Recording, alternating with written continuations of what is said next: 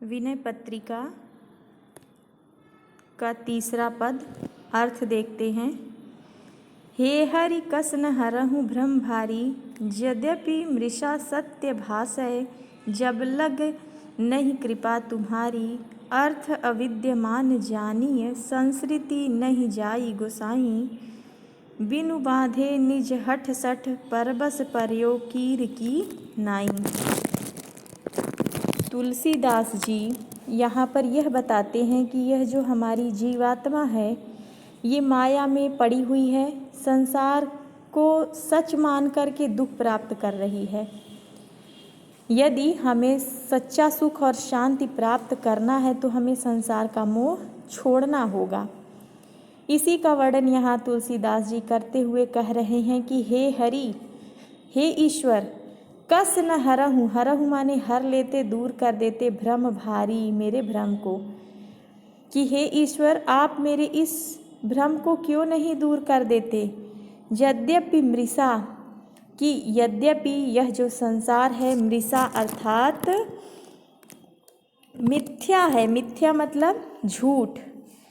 यह संसार मिथ्या है, असत्य है, लेकिन सत्य भास है, लेकिन यह सच सा प्रतीत होता है। जब लग नहीं कृपा तुम्हारी, की जब तक हे परमात्मा आपकी कृपा नहीं होती है तब तक यह संसार सत्य सा ही प्रतीत होता है, जबकि यह संसार तो असत्य है। अर्थ अविद्यमान जानिय, कहते हैं कि जो अर्थ है, जो चीज़ें संसार में जो इंद्रियों के द्वारा हमें जो विषय मिल रहा है, अर्थ अविद्यमान जानिए, संसृति नहीं जाई गोसाई। कि ये जो कुछ है ये संसार में वो विद्यमान है, लेकिन क्या है कि उसको हम कहाँ तक उस भौतिक चीज़ों के पीछे भागें। नहीं जाई गोसाई, की जब तक हे ईश्वर इससे छुटकारा नहीं मिलता। ये क्या है, ये विषय नाशवान है, और जब तक इनसे छुटकारा नहीं मिलता तब तक जीवात्मा क्या होती है, परेशान होती है। बिनु बांधे निज, कि बिना बांधने, बिना किसी के बांधे, निज हठ, अपने ही हठ मतलब हठ धर्मिता से या जिद से। सठ परबस पर्यो कीर की नाई, कीर माने तोते की तरह। यहाँ पर तुलसीदास जी कहते हैं कि बिना किसी के बांधे स्वयं अपने मन के कारण ही मैं कीर की नाई, तोते की तरह बंधा हुआ पड़ा हूँ। जैसे तोता है दाने के लालच में जाल में स्वयं फंस जाता है, उसी प्रकार से मैं संसार की इन वस्तुओं को सत्य मानकर उनके पीछे पड़ा हुआ हूँ, एक तोते की तरह जाल में फंसा हूँ। सपने व्याधि, कि ऐसा लगता है जैसे मैं कोई स्वप्न देख रहा हूँ, और सपने में ही व्याधि मतलब अनेक प्रकार के रोग, विविध बाधा, कई प्रकार की परेशानियाँ, मृत्यु उपस्थित आई और मृत्यु सामने आ जाती है। कि जैसे सपने में हम सपना देख रहे हों कि लगता है कि हमें कोई भयंकर रोग हो गया है, या फिर तमाम परेशानियां हमारे पास सपने में उपस्थित हो जाती हैं और लगता है कि मौत हमारे सामने खड़ी है। और ऐसे समय में वैद्य अनेक उपाय करें, कि यदि वैद्य बहुत सारे उपायों को अपना डाले, जागे बिनु पीर न जाई, लेकिन जब तक मनुष्य अपनी निद्रा को नहीं त्याग करेगा तब तक उसका कष्ट नहीं दूर हो सकता है। तात्पर्य यह है कि यदि हम स्वप्न में परेशान हैं, सोए हुए हैं और स्वप्न देख रहे हैं, उसमें परेशान हो जाते हैं कि हमें विविध बाधाओं ने जकड़ पकड़ रखा है, रोगों ने पकड़ रखा है, मौत सामने खड़ी है, तो हमारा जी छटपटाता रहता है सपने में। लेकिन उसका उपाय तब तक नहीं हो सकता जब तक कि हमें कोई झकझोर के जगा न दे। और यदि ऐसी स्थिति में अनेक वैद्य लोग उपाय करेंगे भी तब भी कोई फायदा नहीं है, कोई भी औषधि कार्य नहीं कर सकती ऐसे वक्त में। श्रुति गुरु साधु सुमृति संवत, यह दृश्य सदा दुखकारी, तेहि बिन तजे भजे, बिन रघुपति विपति सकै को तारी।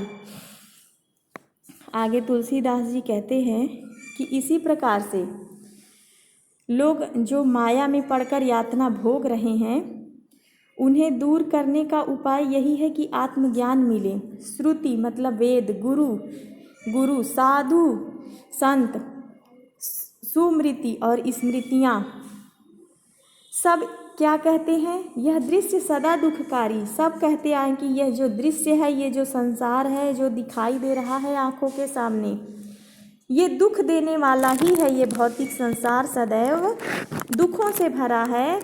इस बात को सारे वेद, सभी गुरु, सभी साधु और सभी स्मृतियाँ एक स्वर से समान भाव से बताते चले आ रहे हैं। ते ही बिन तजे, और इस संसार को तजे बिना अर्थात इस संसार के मोह माया को त्यागे बिना, भजे बिन रघुपति, और रामचंद्र की उपासना किए बिना विपत्ति सकै कोटारी। इस संसार के विपत्तियों से छुटकारा नहीं मिल सकता है। ये जो संसार के आवागमन का चक्र है, ये कभी ख़त्म नहीं हो सकता है। जब हमें परमात्मा की, ईश्वर की प्राप्ति हो जाए और हम संसार की मोह माया को त्याग दें, तभी जीवन सुखी हो सकता है।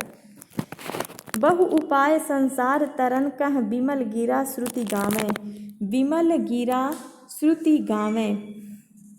आगे तुलसीदास जी कहते हैं कि जो वेद हैं वो श्रुति, विमल गिरा श्रुति गावें, कि जितने भी वेद हैं वो सब निर्मल वाणी से, गिरा मतलब वाणी से, विमल माने निर्मल, कि जितने भी वेद हैं, ग्रंथ हैं, वो निर्मल वाणी से यह बात बताते हैं। बहु उपाय संसार तरन, की संसार से पार होने के अनेक उपाय हैं। जो वेद हैं वो निर्मल वाणी में बताते हैं कि संसार सागर से पार होने के अनेक उपाय हैं। लेकिन तुलसीदास जी कहते हैं कि मैं मोर गए बिनु जी सुख कबहु न पावे। तुलसीदास जी कहते हैं कि जब तक मेरे अंदर का मैं, अहंकार और मेरा अर्थात मोर अर्थात मेरा की भावना, कि यह मेरा है, वह मेरा है, ये भी मेरा हो जाए, वो भी मेरा हो जाए, यह भावना और अहंकार की भावना जब तक दूर नहीं होती है, जीव सुख कबहु न पावे, तब तक यह जीवात्मा कभी सुख को प्राप्त नहीं कर सकती है। तात्पर्य यह है कि संसार से निर्मोही हो जाया जाए, इस संसार का मोह त्याग दिया जाए, तभी सच्चा सुख मिल सकता है। आइए अगला पद देखते हैं, चौथा।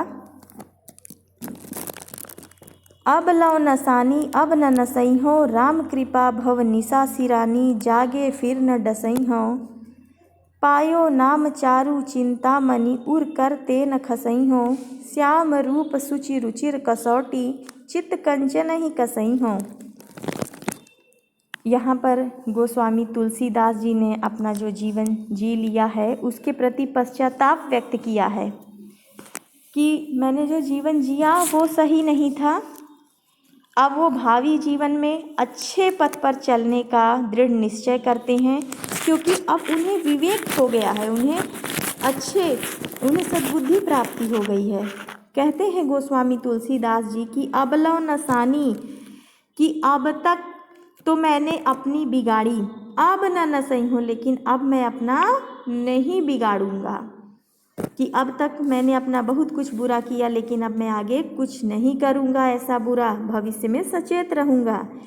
राम कृपा, क्योंकि राम जी की, रघुनाथ जी की कृपा से, भव निशा, भव माने संसार, निशा माने रात्रि, संसार रूपी रात्रि क्या हुई, सिरानी समाप्त हो गई है, जागे फिर न डसई हो, कि ये जो संसार रूपी रात्रि तो समाप्त हो गई है, जिस अविद्या के कारण मैं विषय वासनाओं के प्रति आसक्त था, जागे फिर न डसई हूँ, अब उन विषय वासनाओं में मैं फिर फंसने वाला नहीं हूँ। कि राम जी की कृपा से जो रात्रि, जो संसार रूपी रात्रि थी वो समाप्त हो गई। मेरे अंदर अविद्या थी, अज्ञानता थी, जिससे मैं संसार के वासनाओं में आसक्त था।